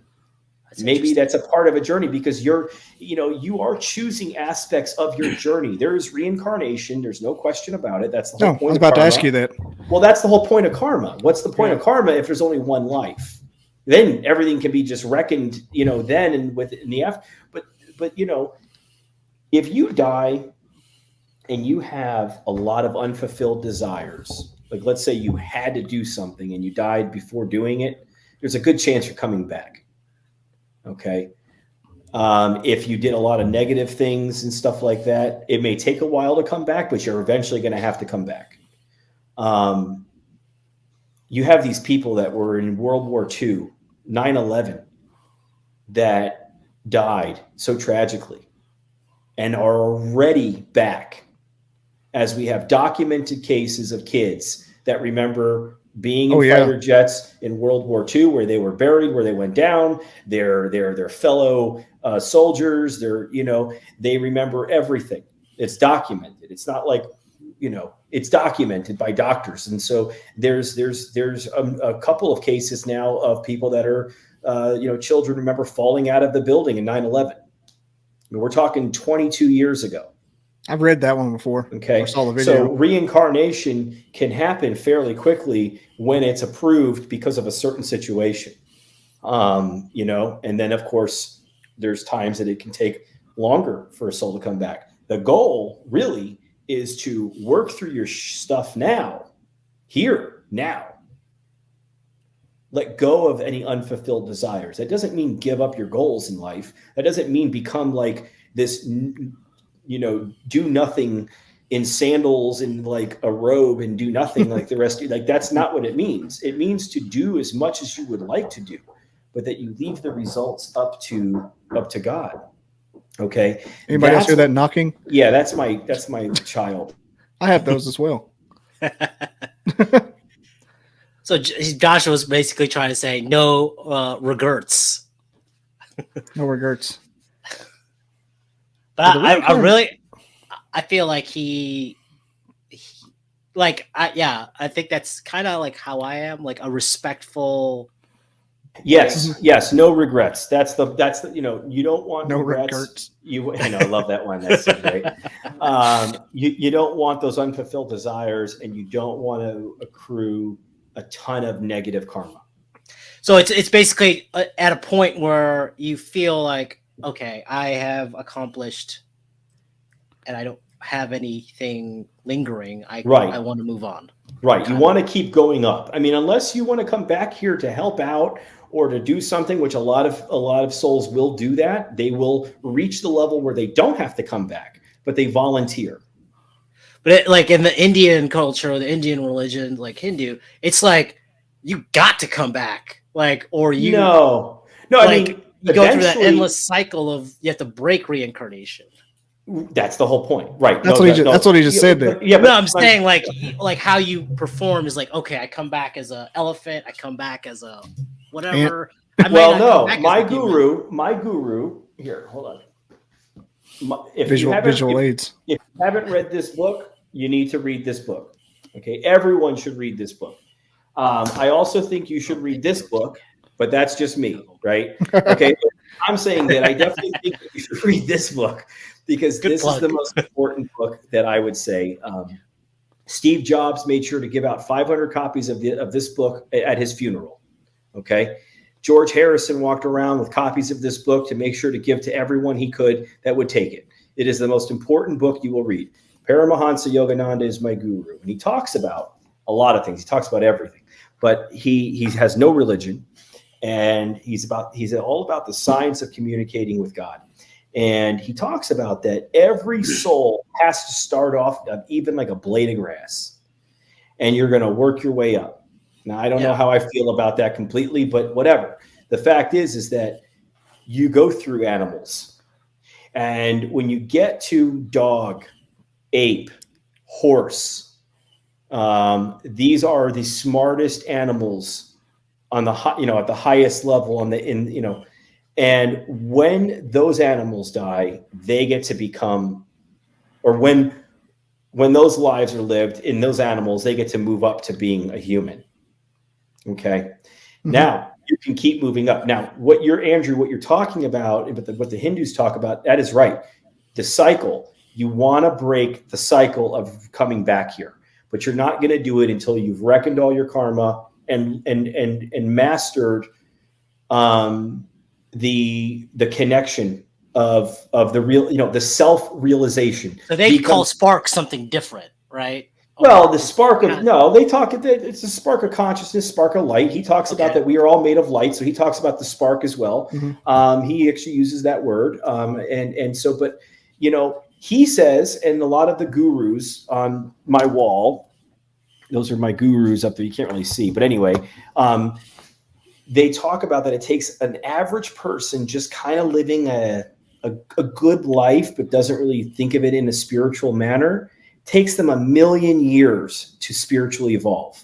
1,000,000 Earth years of living lives to actually just on their own spiritually evolve. Okay.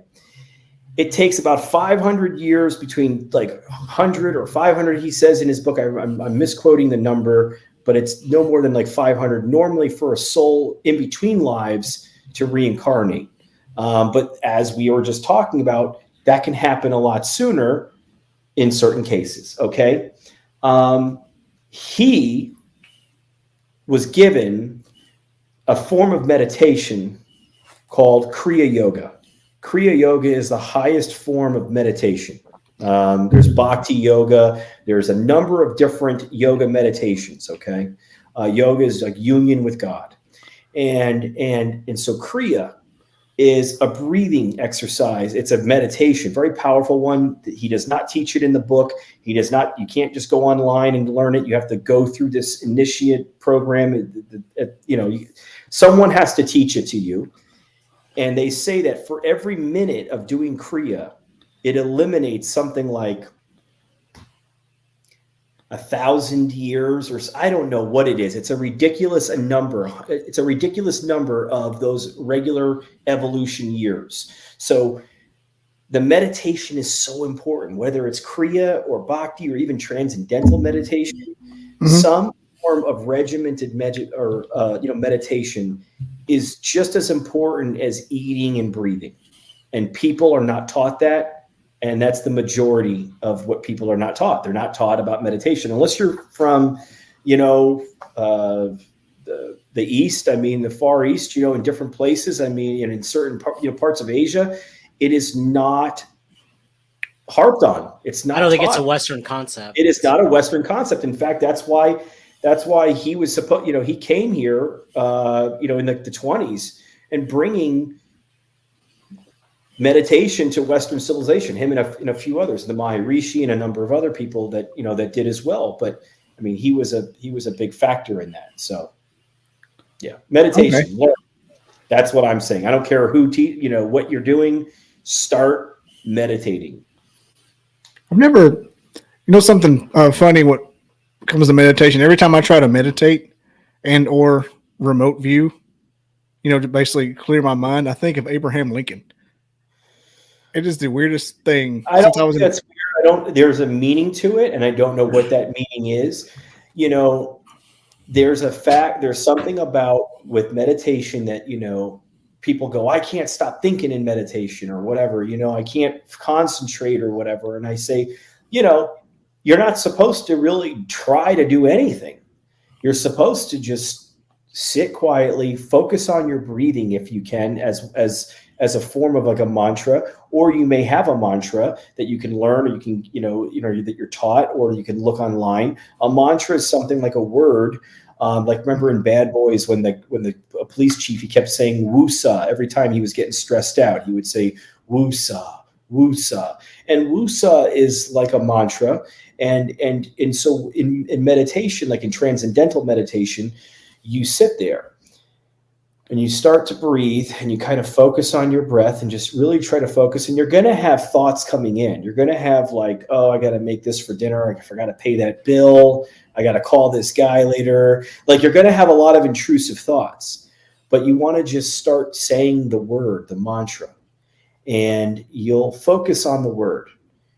And, a thought comes in, but you stay with the word, woosah, woosah, woosah. You say that in your mind. You don't say it out loud. And eventually you're going to drift off into a place where it's not sleep. It's like a deep theta state. And you will stop saying the mantra, but you won't realize it. You will go so deep within, and you're sitting upright. You can't meditate laying down. You got to sit upright, back straight. And as you do that, you will just all of a sudden kind of like, you'll just still be in meditation, but you'll kind of come to, and you'll realize you're not saying the mantra anymore. And you're like, oh no, I stopped saying the mantra. And then what you're supposed to do is just go right back into saying it again until you lose it again. And that's what the Maharishi taught. He taught that a loss of mantra is a gain in meditation. You want to lose the mantra eventually.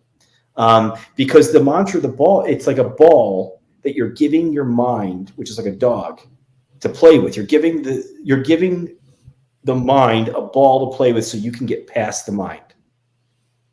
Like you're distracting it. Oh, yeah. The states of consciousness, kind of.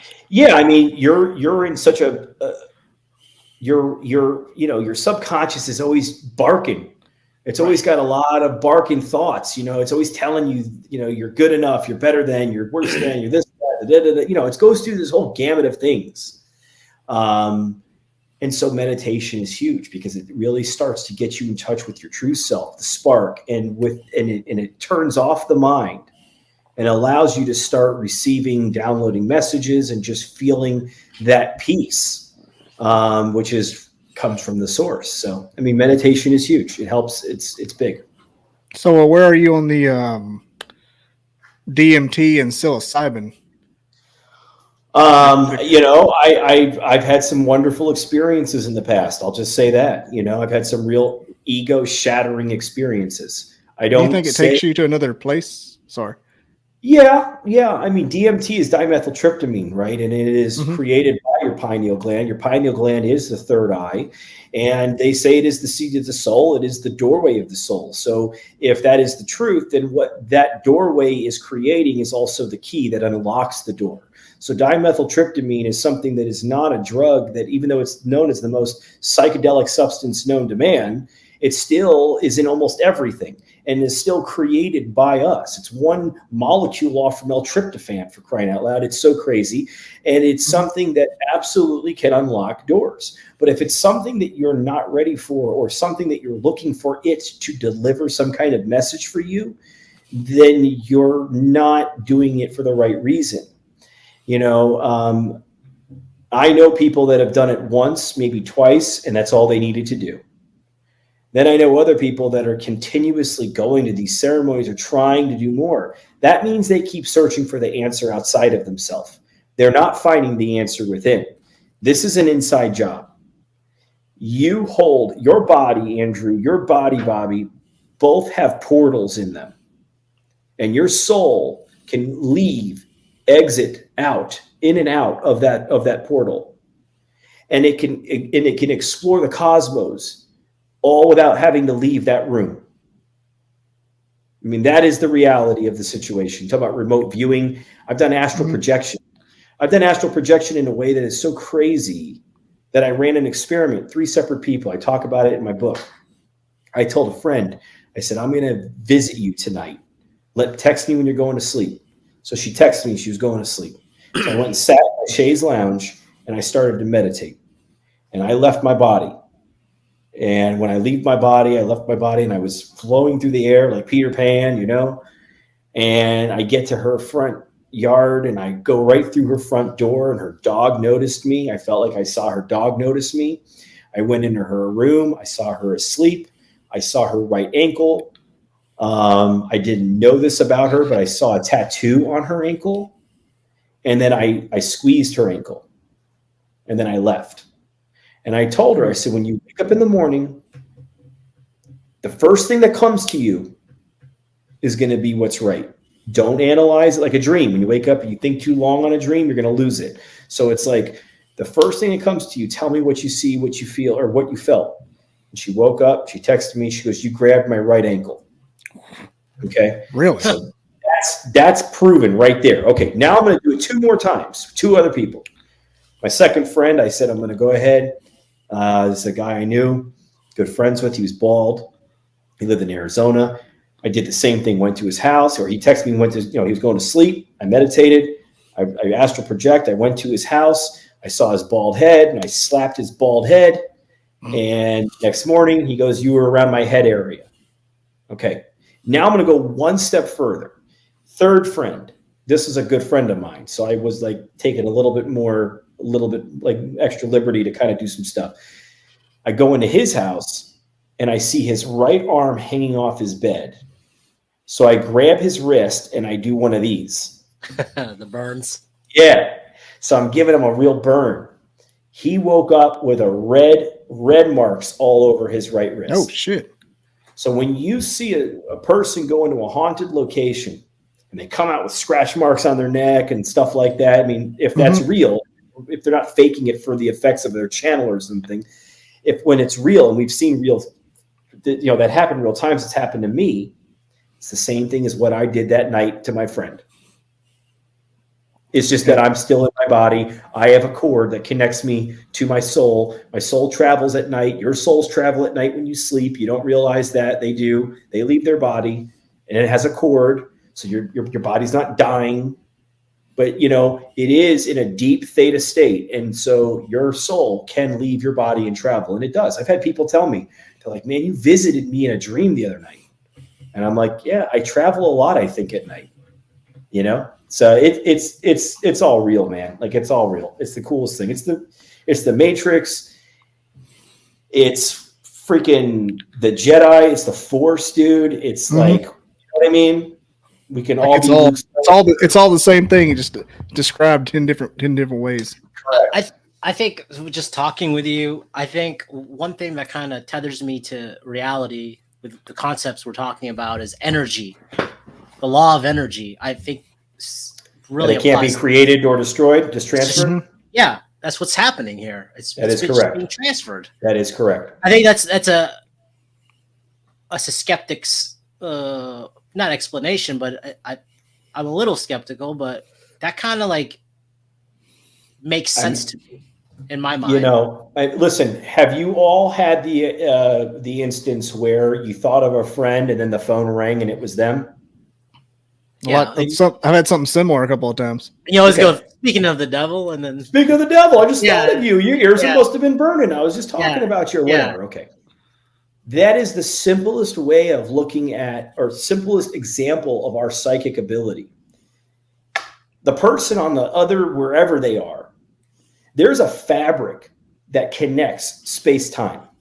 The fabric is the flower of life. That is the design.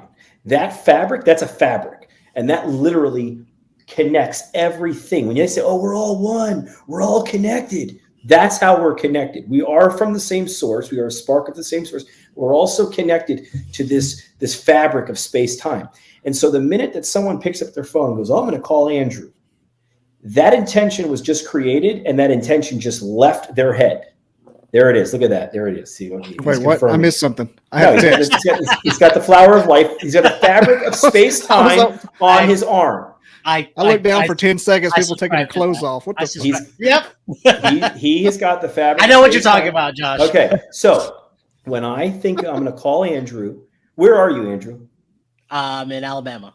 Okay. So you're in Alabama in South He's Florida. by the Buc-ee's. Okay. So once I think I'm going to call him, once I think I'm going to call you, the intention leaves my body and it travels faster than light.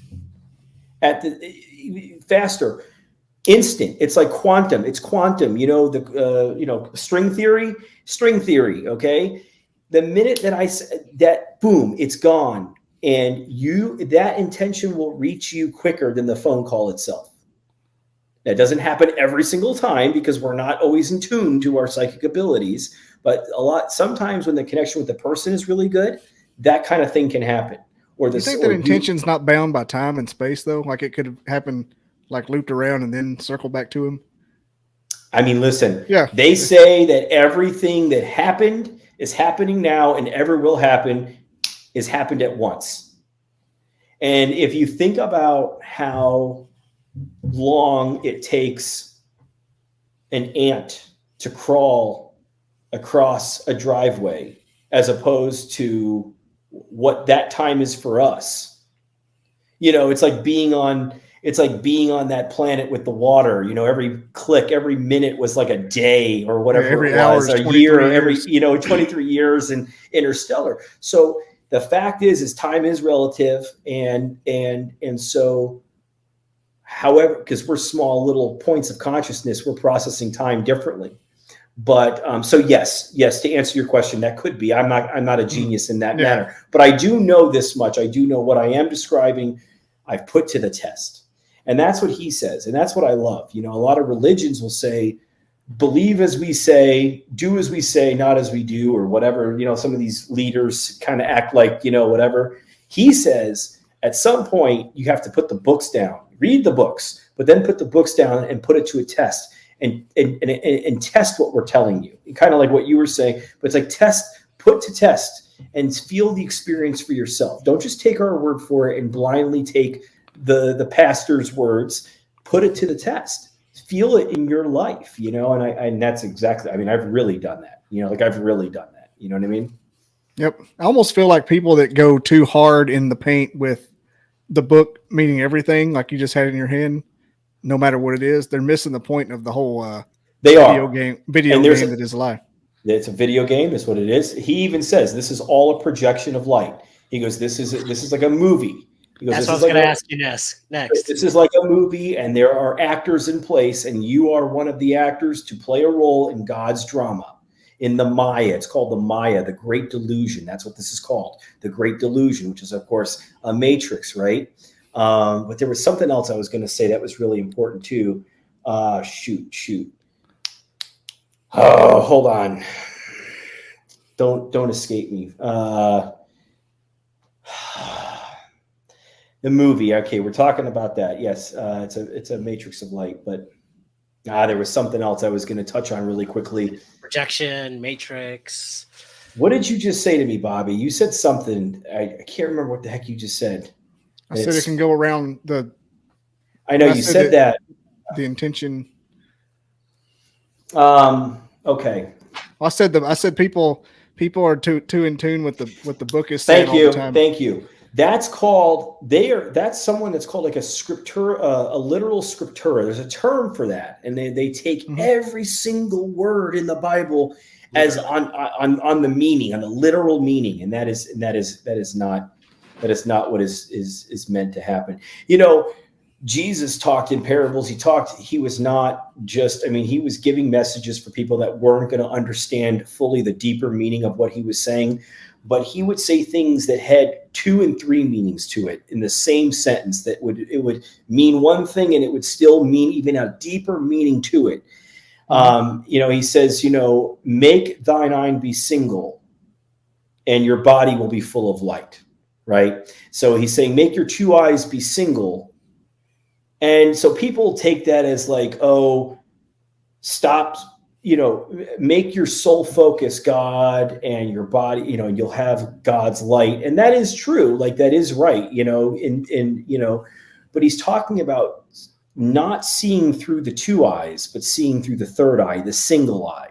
And that when you see through the single eye, that's how God's light comes in, and that your body will be literally filled with God's light. So there's tapping into the 3rd eye, which is not something that people in religion really talk about, other than Hindus do. Of course, they market, but a lot of, you know, that's a lot of like metaphysical stuff that is, you know, kind of dogmatic for some religions, you know what I mean? But that's something that we have. I mean, that, you know, there have been many videos of people in hospice that are dying on their deathbeds, and the loved ones have these night vision cameras set up just because they're like the camera rooms that they had to, and you could see as the person goes into the death rattle and takes their last final breath, and you will see a ball of light leave their head or leave their body, or a ball of light come in and then a ball of light leave their body with that ball of light. And one of the most common things that hospice nurses talk about are the visitations that people have from loved ones, that they start, you know, hallucinating, but they're not hallucinating. You know, a woman will say, I see my brother, he's standing right there in the corner. And they go, oh, Mom, no, you know, now they know not to say no, they're not there, you know what I'm saying? But before they would say things like that, but now they know that you can't, you know, that's being clinically proved. Like that's like, those results are being, I can't think of the word, logged. Like they're being. Yeah, it's a thing. You know what I mean? It's like a whole side of TikTok. Absolutely. There's a few. They will not come on this podcast. Okay, I've talked that's to fine. 500. Talked to Really? 500 hospice nurses. They're like, And they I don't still think I really talk about that. Yeah, but and that's fine, and that's fine. I mean, listen, a lot of people think that what I do is sacrilegious, and God warns against it, and they give me these old Bible verses from Leviticus and Deuteronomy, and then I give them a Bible verse from the New Testament that says all of these gifts that I have are from God, and it's from Paul. It's 1 Corinthians 12 verse 4 through 11. He talks about God gives us all these different types of gifts. Some are gifts of prophecy. Some are gifts to talk to spirit. Some are gifts of healing. And he talks about all of these gifts and everything that I've pretty much captured. I mean, I had one incident. I had one situation where I had a former person that lived here that owned this house previous to me. And he's deceased, and he didn't like me doing what I do now. And that was a butting of heads that I had to deal with. Really? Yeah. And that's a very well documented case. I talk about it in my book. It's on my channel, multiple sessions dealing with it. Very powerful stuff. But it wasn't a demon. It was just a person that didn't like what I was doing. You know what I mean? So then the majority of what I've captured in the 10 years, the decade I've been doing this has been all positive, light-filled, love-filled. They talk of God. They talk of Jesus. They talk of other, just all being around, helping. It's angels. Like, it's all positive things. I mean, sometimes you get someone that says they're stuck and they're kind of in a negative mindset, but it's not because they're demons. You know what I mean? It's just, it's someone that just didn't live very positive, and they're still not living positive on the side. Crotchety old man, still crotchety. That's why he says, that's why, again, I pick up this book again, because he says, death is not the great escape that people think it is. You are not going to just die and be given all the knowledge of the universe or become angels or saints at once. He says, if that was the case, let us all go to the ocean now and drown ourselves and become angels at once. He goes, you are going to be who you are in this life, in the afterlife. So do the work now. Do the work now. Here is the time, here is the place, and now is the time to do the work now, to deal with the past karma, unfulfilled desires, the meaning of life for you, which is the meaning is to realize that we are God, that we are connected to God. We are the spark of the divine. That's why he talks about, it's called self-realization. Self-realization, realizing the self, that we are. But that's hard, man. There's bills, there's sickness, there's all kinds of crap. You know what I mean? Obligations. Family obligations. That pisses me off. I want to chase all that, but you can't because of all the other stuff. But he talks about that too. And he goes, don't think you're going to go run into the Himalayas in some mountain, in some cave, and escape it all and become a renunciant and give up all your items, and then life is going to become simple. He goes, no. He goes, you are to do that here with this stuff. You are to learn to do it with this stuff. If you want to renunciate certain things and you want to become a minimalist, or, you know what I mean? And like, that's fine. That's all good. Like, he's not saying not to do that, but he's saying you don't have to run and hide and meditate in the mountains 18 hours a day to get self-realization. You can do it with 2 kids. You can do it with a job. You can do it with paying bills. It's work, but that's what we're meant to do. Not run away from the responsibilities. Yeah, it's almost like you're not playing the game if you did the other stuff. Right. You can't escape. I mean, and that's the thing. People that escape the game early on their own, they're not in hell, but they're also going to whatever they just try to escape from here, they're still going to have to deal with on the other side in some fashion, in some way. So they're not going to just now, unless they were someone that was so physically marred. You got terminal illness, people that, take themselves out early because of certain situations like that. If you're good with yourself and you know what you're doing, in the sense of like, you've come to terms, you've accepted it, you just can't live anymore with the stuff that you've got going on, that's different. But if you're trying to escape something that you're not trying to face and accept, you're still going to have to deal with that on the other side. Like a lover's quarrel. Yeah. Or like, you know what I mean? Like, you just, you're trying to escape, you just gambled all your money away and ruined your family's life, or you just got caught in a scandal And, you know, a lot of these guys will do stuff like that, you know, and they'll take themselves out. These school shooters or whatever, sometimes they take themselves out, you know, whatever, these murder suicides, you know, they're going to still have to deal with what it is that they're dealing with. You know what I mean? Like, you're just not going to escape it. That's all. How does that Oh, go ahead. No, I just said that makes sense. How does that explain someone that's like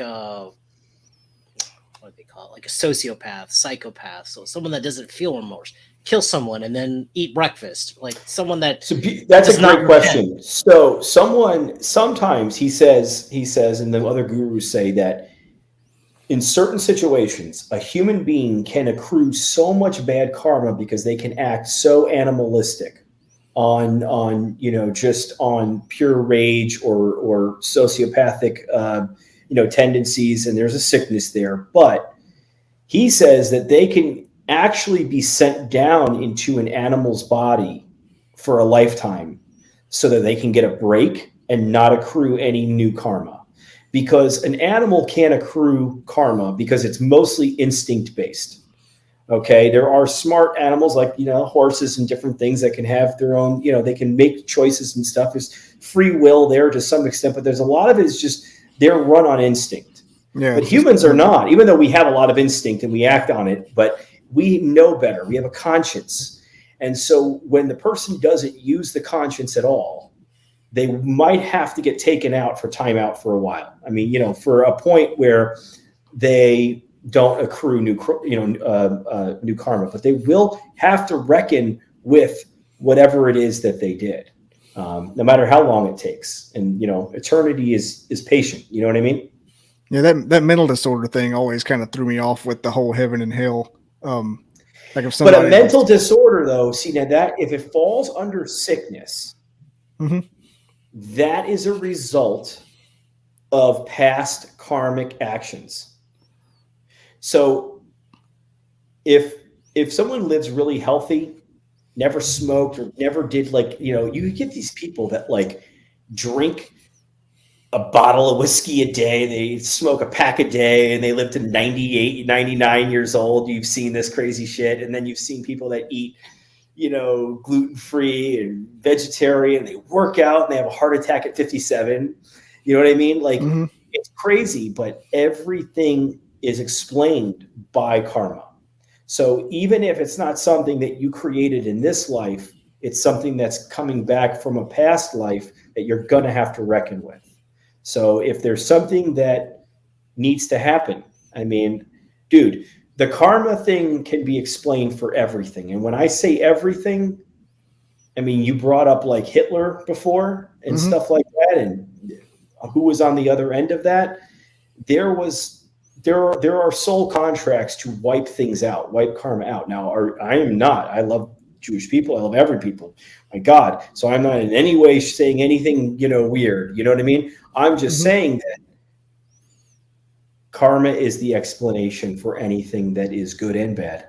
So what would you say about that 98-year-old that's drinking and smoking? You're saying there's good karma. He made good choices prior, okay. but chose to, because of free will, chose to not make the right choices in this life. So he's going to pay for that. He's going to pay for that in some way. Okay. Yes. And the next time. Okay. Yes. Okay. They say that there's nothing even hereditary, and that's crazy too, because of course doctors will argue with that, and I still don't necessarily subscribe, you know, completely to that. Right? I mean, I have cholesterol, and I have to take a pill now. I'm 42 years old, and that is hereditary. That is in my family. Like, that can be, you know what I mean? But they say that no, you choose your parents. You're choosing the family, the soul group to go into. You're choosing the parents because they're aligned with how you're going to deal with your karma, and they're dealing with some of the same karma themselves. That you know, potentially. So I can tell my kids that. Yeah, you can tell your kids that. I didn't choose this. I'm like, I don't. You did. So. No, you did. You chose. And that was a big thing, you know, like I had issues, you know, with my mom at one point in my life. You know, I had some stuff with her, you know, and it was like, I remember being in a therapist office and she's like, how would you think if you knew that you chose your mom to deal with this stuff? And I'm like, well, I guess I wouldn't be as mad at her. and it did flip it. Now, years later, I did understand through extensive research and understanding and that yes, that was actually true. That is true. So how about this? And we'll wrap it up soon. It's getting to be dark 30 for you. Yeah. Do you think it's linear, the reincarnation? Like, do you think you could be like you could be us right now, and then be just a major fuck up? No. You know what? I had to kind of think about how you were asking. Like, yeah. Okay. Yes. Can you come back? In afterwards? fact, yes, they say that you can. That's what they say. I've often heard that. They can plug you back into a past time if there's a reason for that. Got all the check boxes. You need this, and this. I can hook you up with the 16th century Hasidic Jew package. And I don't understand how that would work. I don't understand. I don't think you're supposed to understand. And I don't think I think it's above our comprehension. Our human brain can only understand so much with what we can.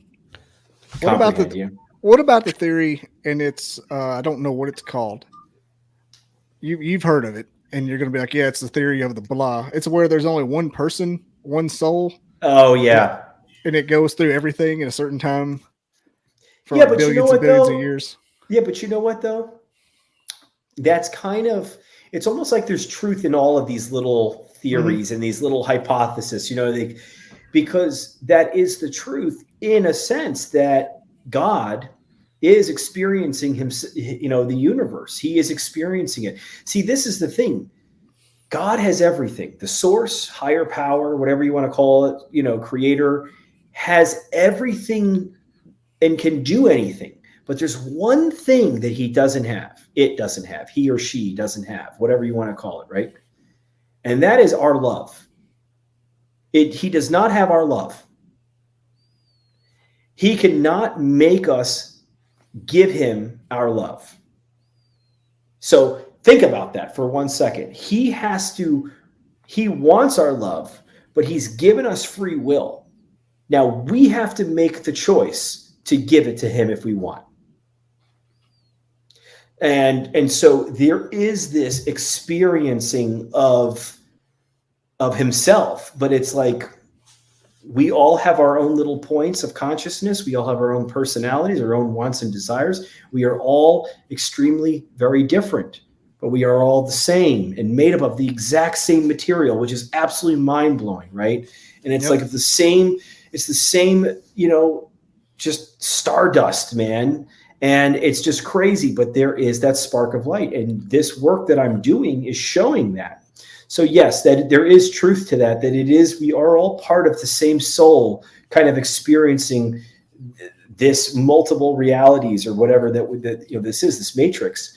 But I think about often how God can do anything in any, this is definitely created by intelligent design. When you look at the mathematical odds of life existing, it's impossible.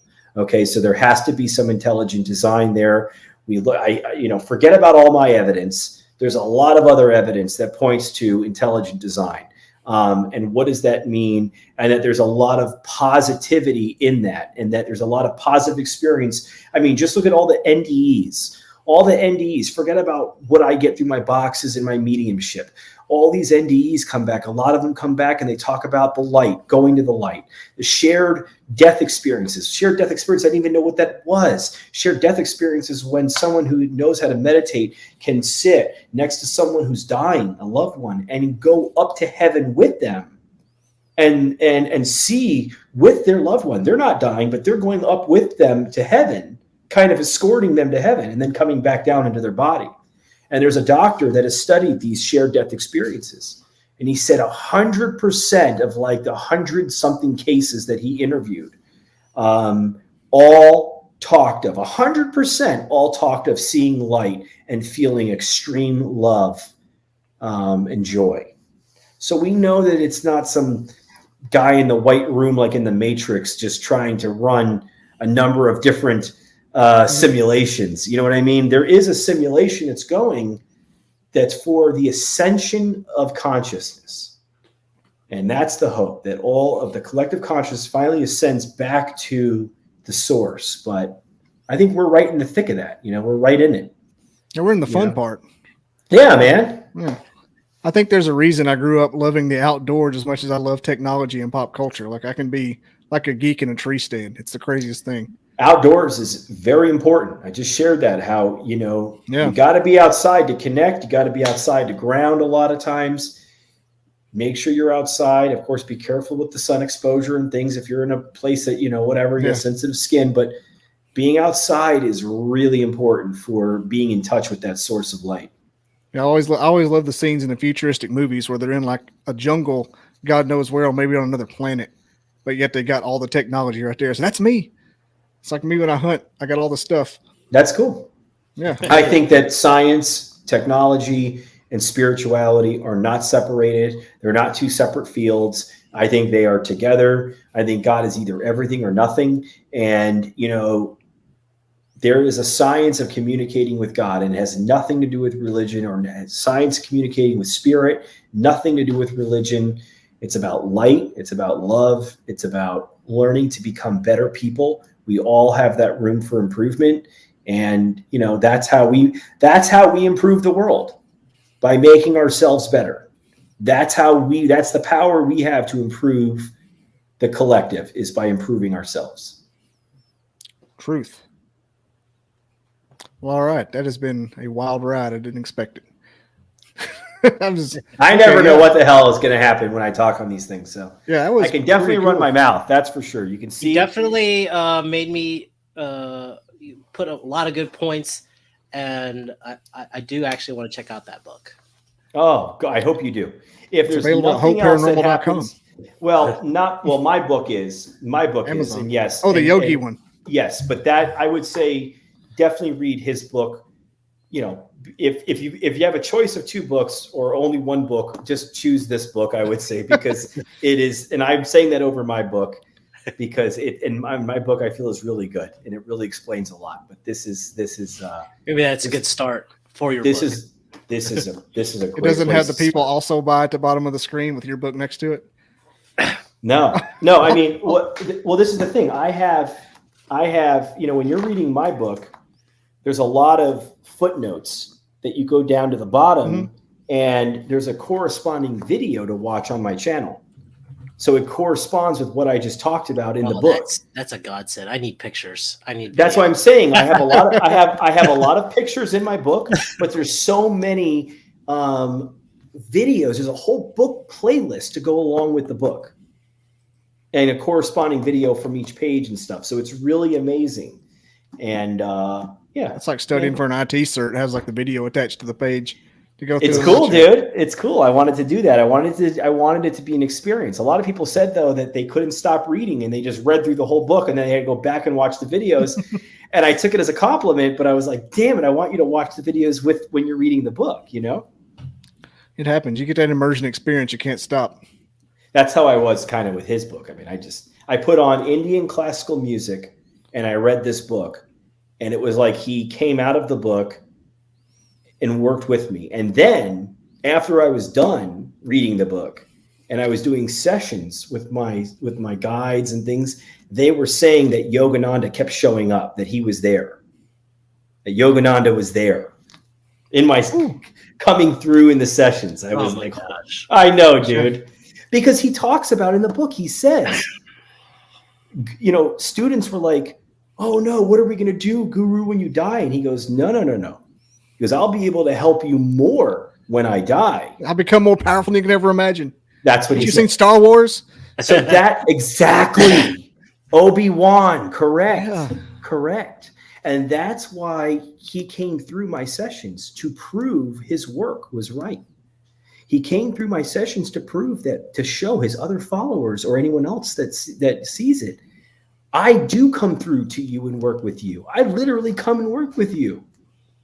You know what I'm saying? Like, that's like freaking mind-blowing, dude.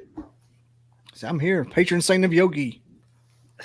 He's Paramahansa Yogananda, man. It's really cool. It's not the first time I've heard that name either. Well, no, before I let you go. Yeah.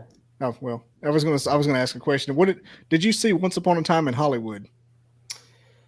Yeah, it's been a while. Because that movie hit me just like Interstellar did.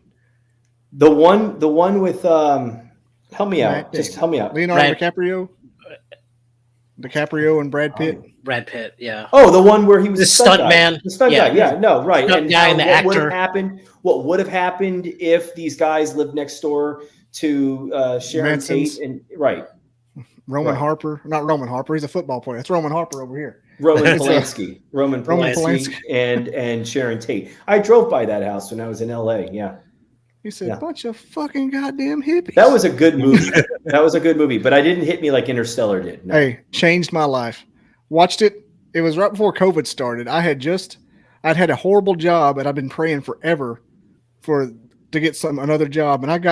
And I prayed to St. Jude. I go to him a lot. He's probably tired of hearing from me. Like, dude, get a life.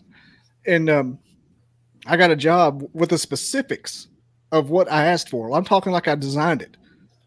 Like I drew it up on like an art easel. And I went during that 2-week notice. My children went to Jackson Hole, Wyoming for a week. So I was in a 2-week notice from a horrible job going to a perfect job. And I went and watched that movie, and it's like my whole life just reconverged, and I'm back on track. That's a beautiful thing, man. I'm telling you that, with a little faith and some reaching out, praying, prayer is so strong. I mean, I have literally scientifically proven that when I pray, the spirits feel the prayer. They receive the benefit from the prayer. So people are like, oh, pray for me, pray for us. And it sounds kind of hokey, but like I'm saying to you scientifically that I've been able to prove in my sessions that the intelligent voices coming through are saying, thank you for the prayers. They're helping us. We are receiving light because of your prayers, because of your petitions. I believe it. I know that it works. Yeah. It's not like a wishing well. Like you don't get it instantly. No, it's not like that. Some people are like, well, thoughts and prayers aren't going to help. I'm like, well, they will over time. You can't just get it instantly. Well, the thoughts and prayers typed out on Facebook don't help. The actual thoughts and prayers that you do when you sit and pray and actually put time in, that actually helps. Well, how many of them people are actually sitting down and like directing? Well, that's what I'm saying. That's what I'm saying. Thoughts and prayers. Thoughts and prayers. You know what I mean? You get a couple of fingers moving thoughts and prayers, and then that's it. But really put prayer to it it actually means something. The people that don't type it but do it are the ones. You guys got to pull that orb out. Yeah, I'm probably gonna look at it here in just a minute. Yeah, please send me the clip because I want to share that with people. I want to share. I love sharing my orbs from my interviews because that happens all the time, and the interviewers are like, "This never happens." And that was like, nuts. It looked like a bug. Just. And I think we were like 5 minutes removed from just talking about it, right? Like, well, no, that's when they show up, though. They don't show up. He said it, and it happened.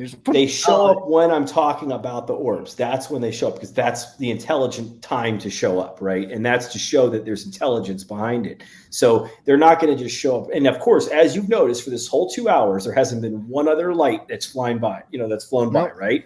Not one. It's not like you're in a dust area or anything. Yeah, so there's no other lights flying around. That was that one time across my face, unmistakable when we were talking about the orbs. So you got to pull that. You got to pull that clip. It's not the first time I've had experiences during this show. One time we told the Bigfoot to make himself known, and the whole thing just dropped. Like, well, you could have just like roared or something. I do think that they are interdimensional beings. If they are there, I think they're interdimensional beings. So yeah, I don't think they're a hidden monkey. No, I think there's some way that they're able to really, they got some real cloaking type of way or something. They got something going on. I don't know. I don't know how to explain it. I don't know. I'm not in that field yet. I don't want to explain it. I just want to see it. I think, yeah. We'll know when we're dead. That'll be fun. I love exploring this stuff because that's what got me into it. I wanted to know the truth, and I wasn't going to take Zach Bagan's word for it or whatever. I was going to actually Scooby douchebag. Yeah, you know what I mean? So I was going to really find out on my own. Cool. Well, I really appreciate you coming on here, man. I sent you a friend request to your actual profile. Okay. And I'll tag you, and I got a couple because we're just recording. It's not live.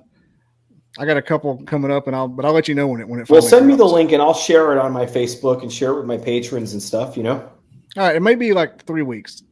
Oh wow. Okay. Yeah, I'm backed up to June, but I've got a vacation coming up, so I got backlogs and I got strings, a lot of ins, a lot of outs, Well, try not to take that long to send me the clip of the orb, if you could, because that would be really cool to see a lot sooner.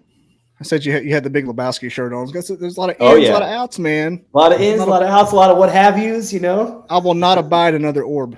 Dude, I swear that movie is that's a life-changing movie. It is.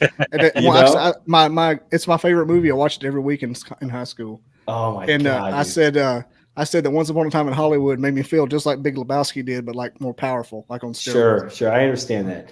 Nothing. I don't know, man. There's just something about him and Bridges and Goodman and Buscemi, man. Like, and then of course Jesus. Nobody fucks with the Jesus, you know. When he says, "Oh God, it's so great," you know. Fucking Cantana.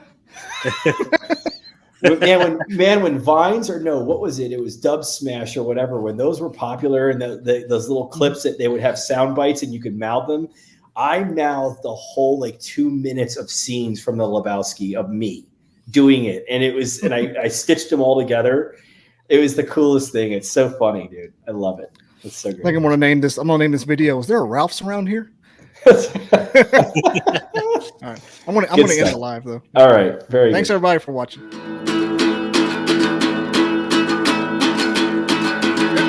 It's a podcast.